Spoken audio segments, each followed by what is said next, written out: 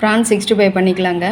இந்த ப்ரான் எல்லாம் இப்போ நல்லா வாஷ் பண்ணி நடுவில் வந்து ஒரு அழுக்கு மாதிரி இருக்கும், இந்த நரம்பு மாதிரி. இதெல்லாமே எடுத்துட்டு நல்லா வாஷ் பண்ணி வச்சுருக்கேன். இப்போ 65க்கு என்னென்ன தேவைன்னு எல்லாமே இப்போ ஆட் பண்ணிக்கலாம்.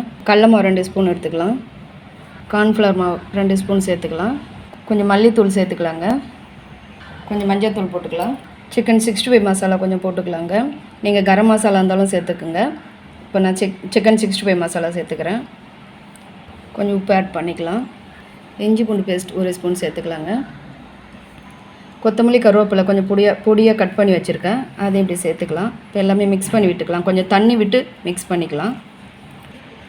கொஞ்சம் தண்ணி கொஞ்சம் இப்படி மிக்ஸ் பண்ணி இது எல்லாத்தையும் நல்லா மிக்ஸ் பண்ணி வச்சுக்கலாம். இப்போ இது அப்படியே ஒரு 20 நிமிஷம் அப்படியே ஊற வச்சுக்கலாங்க. ஒரு ½ லெமன் சேர்த்துக்கலாங்க. லெமன் ஜூஸாக பிசைஞ்சு விட்டுக்கலாம். இது ஒரு லெமன் எல்லாமே போட்டு மிக்ஸ் பண்ணியாச்சு. இது ஒரு 20 நிமிஷம் அப்படியே ஊற வச்சுக்கலாங்க. ப்ரான் ஃப்ரை பண்ணிக்கலாங்க. ஒன்று ஒன்றா அப்படி போட்டுக்கலாம். நீங்கள் பெரிய அந்த ப்ரான் கிடைச்சாலும் அதை பண்ணுங்கள், இல்லைன்னா இந்த மாதிரி சின்ன சின்னதாக இருந்தாலும் எடுத்துக்கோங்க. எங்களுக்கு இதுதான் கிடைச்சது எனக்கு. இப்போ கொஞ்சம் அப்படியே திருப்பி விட்டுக்கலாம்.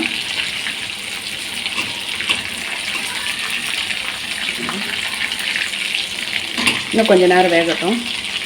இப்போ எடுத்துடலாங்க. ப்ரான் ஃப்ரை ரெடி ஆகிடுச்சிங்க. இது மாதிரி நீங்களும் ட்ரை பண்ணி பாருங்கள். இந்த வீடியோ பிடிச்சிருந்தா உங்களுக்கு லைக் பண்ணுங்கள், ஷேர் பண்ணுங்கள், கமெண்ட்ஸ் பண்ணுங்கள், சப்ஸ்கிரைப் பண்ணுங்கள். இது மாதிரி எக் ரைஸு, தக்காளி சாதம், பிரியாணி, தயிர் சாதம் இதோடு கூட வச்சு இதெல்லாம் சாப்பிட்லாம், நல்லாயிருக்கும். Thank you so மச்ங்க.